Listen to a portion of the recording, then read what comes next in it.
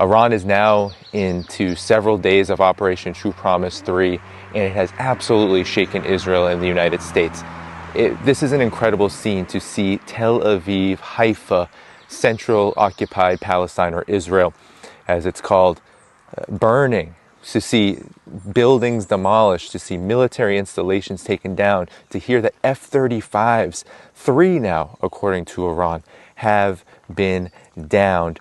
Iran has been using decoys, has been fooling Israeli drones and Israeli fighter jets as they attempt to supposedly take out the quote-unquote nuclear facilities. But those facilities remain intact. Fordo, Isfahan, I don't know if I'm saying that correctly. Natanz, I don't know if I'm saying that correctly either. But they're all still up and standing. They have not been taken out. Iran's terrain is posing huge problems, but so too is Iran's military capabilities. This is absolutely stunning in the sense that it has pierced Israel's exceptionalism, this idea of Israeli superiority. Israel went into this desperate. I don't think many people understand that when Israel conducted this strike, this was not the timing that I believe the United States wanted. So Israel, Netanyahu, came into this thinking that if it could shock, if it could surprise, if it could conduct what some say was a cyber attack that led to the ultimate initial strike against Iran, those over 200 fighter jets that came in, conducted many decapitation strikes, landed a blow on Iran, but now that element of surprise is completely over. It's gone. It's not happening again, or at least if the United States enters, we will see much more destruction. But right now, all Israel can do, it seems, is target civilians. We see Tehran burning. I've had Mohammed Randi on my show tell me that a building right near him has been targeted. 20 children killed, eliminated. It's an absolutely despicable and atrocious thing that we are seeing, but this is all about desperation. This is not about nuclear weapons. This is about the United States and Israel seeing the clock ticking on their waning dominance and really their waning legitimacy, and they're trying to take Iran out. The problem with trying to take Iran out, though, is Iran's escalation dominance. They have an incredible number of missiles. They just started demonstrating their hypersonic missile capabilities. The imagery of Tel Aviv being struck with hypersonic missiles is an absolute humiliation for the Israeli regime and the United States, which now Israel is on its knees begging for the U.S. to become more directly involved in this. This is an absolutely incredible development that we are following here on this channel. Now, we have to talk about the significance not only of the military side of this, which is huge. When you have downed F-35s, when you have Israeli infrastructure being taken out, when you see that people now, Israelis, are under the rubble after 20 months plus of what they have done to Gaza. Now you have actually Israeli officials talking about, we are Gaza now. Well, you are the ones who instigated this. Gaza is it was the igniting flame to what we see now. This need for Israel to, with the United States' help, expand as much as it can. Now it is paying the price of its absolutely vicious and expansionist agenda. So a big part of this now, Operation True Promise 3, and what we are seeing is much more than military. We are seeing Israel on its knees begging the United States because there is a big problem for Israel, and that is that the United States, on the one hand, will give Israel everything it wants, to do whatever it wants, at least everything that it can give. But now the United States, now Israel are in a very precarious situation. Now they have to consider, how far do they go with this? Does the United States meet with Israel, which I'm sure they're doing, around the clock at this point, both covertly, and soon we will see news, I'm sure, of what the results of these meetings will be, where they need to decide whether they want to come in with their bombers and their bunker busters and begin leveling Iran. It is not a guarantee. Actually, it is likely certain that Iran will maintain its capabilities over this period. And the United States has to decide whether they want the embarrassment of a downed F-35, downed F-18, downed aircraft. That is really the consideration here, because when that happens, when the United States takes a direct blow, when one of their naval destroyers is sunken to the bottom of the sea, when U.S. assets in the region, in the Gulf, when those are targeted and struck, when the Strait of Hormuz is closed off, when these things begin to happen, the United States will have to consider the unthinkable. Why? Not because any of us on this channel agree with this, or at least most of us who watch this channel don't want to see this, but when we look into the mindset, the interests of the empire, of the American empire, we know that the United States empire has never been able to handle any challenger, anyone that can demonstrate, regardless of its political and economic system, any power, any country, any nation, any force that can demonstrate parity, that can demonstrate maybe a dual power in comparison to it. No, it cannot tolerate this. And there's no bigger embarrassment or humiliation for the United States than to see its supposedly exceptional and undefeated military, which is, of course, untrue. The United States military has been defeated over and over and over again. Vietnam, Korea, Afghanistan, we can go on and on and on. But should Iran, which would be seen if Iran's projectiles and ballistic missiles, etc., down a naval destroyer of the United States, it would then be seen as a pure power. And of course, with this nuclear threat talk, that would all be used to ignite a possible nuclear strike on Iran and to essentially put the world into the biggest global calamity, maybe in the history of geopolitical and political and economic developments. That's really what's at stake here. And this is why the United States and the Trump administration have a lot of considerations to make, have a lot of thinking to do, a lot of reflection to do, because this is no longer schoolyard games. This is not, oh, Donald Trump, we're going to knock everyone out, we're going to punch everyone in the face and everyone is going to bow. Iran has shown that it is not going to bow. Iran won't bow to the United States. It won't bow to Israel. It won't bow to the combined West. It has been under sanctions, under the threat of war since 1979, and now it is showing what it can do when it is cornered and backed into against the wall. So Operation True Promise 3, of course, is much more than the missiles, than the explosions that are sending a cathartic effect across the world. We see how people in Lebanon, people in Yemen, people in the West Bank, people all across the region are celebrating this because Israel is the most hated country in the world, and the United States is fast becoming one of the most hated countries in the world, if not it already is, because of its undying support for this regime, which has committed genocide, which has attempted to destabilize the region, and has expansionist ambitions that put the world at complete risk. We are seeing the consequences of all of this, folks. This is a historic moment in geopolitics, in world development, in the political and economic history of humanity in a big sense, because we have to remember the arc of history here. The United States, Israel, they have been down this road before, but never have they been challenged in this way. They have seen resistance their entire reign. Their entire reign they have seen resistance. But even when they've lost, they have maintained this veneer of superiority. Even after they lost to Vietnam, they could claim they killed millions of people. Even after they lost to Korea, they can claim they were able to split and partition it and, of course, turn South Korea into a vassal state. Even when they lost Afghanistan, they could claim that the entire region, while not under their dominion, was, of course, destabilized to the point where at least the U.S. has a major presence in the region militarily. Not so much economically, but, of course, economics is influenced by the military front. So, after the Soviet Union fell in 1990, the United States was able to maintain this image of superiority by essentially waging wars of destruction all over the world, of regime change.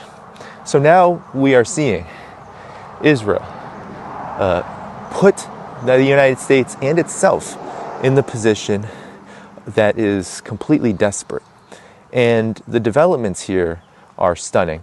So when we look at what's happening in Tel Aviv, for example, we have infrastructure developments. We have people trapped under the rubble in central Israel. We have imagery going across the world of Iranian ballistic missiles flying across the sky and Israeli air defenses being unable to shoot them down. And then we have the United States, which is now, regardless of what you believe, right? Because I believe the United States is never an honest actor, or at least the foreign policy establishment is never an honest actor. So they're claiming they're not involved in this. But we know that they've sent missiles to Israel before it conducted its initial strike. We know that the United States is always providing intelligence, logistical, and military support. And we know that nothing that Israel does is not without the information of the United States at some level. So we've seen Israel and the United States engage in conflict and dispute. Now, of course, these conflicts might seem relatively negligible in the grand scheme of things. When you have Gaza, the genocide in Gaza continue, even after Trump's so-called ceasefire brokered, we saw that dropped very hard and very quickly. Of course, the carnage in Lebanon, the normalization of Al-Qaeda in Syria between both of them. We know that the United States is, of course, going hand over foot to serve Israeli interests because the United States believes, the foreign policy establishment believes that serves their interests. But we do see fissures, and one of those big fissures is this theater of war. We saw it with Yemen, for example. A big part of why the United States entered into Yemen was not only to destroy Ansar Allah for itself, because Ansar Allah was targeting U.S. naval destroyers, causing huge embarrassments. The U.S. was losing jets off the coast of the Red Sea. They say they just fell off off of the USS destroyers, but we know that there could have very well been a direct hit from Yemen's ballistic missiles. So a big part of that was Israel. Israel wanted to see this part of the axis of resistance destroyed, and the United States saw that as a complete alignment of interests. But the United States had to pull out of that conflict. The United States could not suffer any more embarrassing military defeats. The United States under Donald Trump said, well, if we continue along this way, we're going to run out of weapons and money, and that's what happened. Of course, money, let's be honest. They could print money forever and ever and ever. But in terms of the investment where they wanted to put military resources, the United States foreign policy establishment had to tap out with Yemen. But Yemen continued its escalation on Israel, its operation against Israel, even to this day. They're helping Iran right now with their Operation True Promise 3. So do you see how there is a conflict here between the United States and Israel in the sense that Donald Trump in the United States has to consider how they are going to, how the foreign policy establishment is going to manage this escalating crisis. The overall goal is regime change. They want to see Iran's regime, Iran's leadership, Iran's sovereignty completely and utterly destroyed. They want it gone, and they've wanted it gone for decades. Can they do it, though? That is really what the United States has to consider. And as the superpower, as the imperial albatross, a declining one at that, as a declining imperial albatross, the United States' foreign policy establishment has to consider whether it can sustain a full-scale war on Iran. I say the United States foreign policy establishment cannot sustain this. Why? Because the United States is exhausted in Ukraine. The The United States is exhausted trying to militarily encircle China. The United States has already been exhausted in West Asia. It's already seen its legitimacy decline here in Wayne, and its military arsenal has been depleted. So you even have Eldridge Colby, one of the undersecretaries, the second in command of the Pentagon, say that no, we need to continue to focus on China. This is a big problem. There are divisions in the ruling circle, in the foreign policy establishment, about where to put focus. And Israel wants the United States to go full throttle with Iran. And Iran's demonstration of its capabilities here puts the United States in a very, very precarious and, dare I say, dangerous position. Because in the sense that if it intervenes and if it suffers any blows, which it will suffer. Maybe the USS Carl Vinson, Ronald Reagan, maybe it sinks to the bottom of the sea. Maybe an F-16, F-35 with US pilots gets downed. And then what? The political atmosphere becomes toxic for war. It becomes absolutely imbued in aggressive, hawkish, nuclear calls for the destruction of Iran. And this is where I believe the United States is in its most precarious position, because to go this route under an unstable Trump administration that has not even had its bearings anywhere yet, has accomplished nothing with Ukraine, has accomplished nothing in West Asia, has accomplished nothing but capitulation and caving and embarrassing moves with regard to trade with China. And of course, the domestic situation in the United States, not so good. So all of this is to say is that the end of the Trump administration is very near and will be sown should the United States go deeper into this. So this is the situation, everyone. Operation True Promise 3 has sent shockwaves across the world.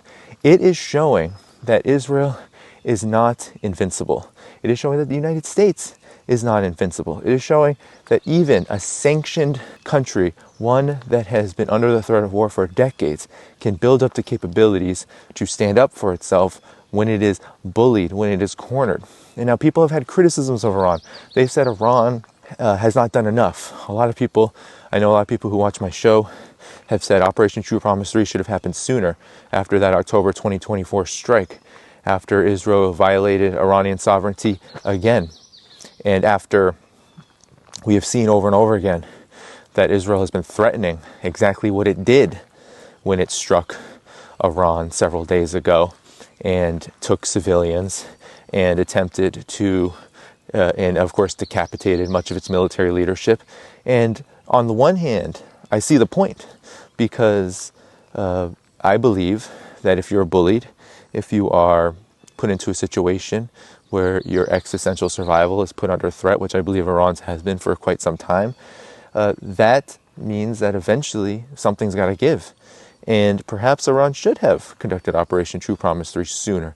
But there are many considerations here, including the fact that the other side is not rational. The other side is not capable of learning lessons. The other side is more than capable of going a completely nuclear and catastrophic route in order to respond in a way that it feels maintains its veneer of dominance and its veneer of being the imperial superpower, which means that Iran has had to have navigated this situation to the point where it was put in a position that it was attacked first and attacked hard.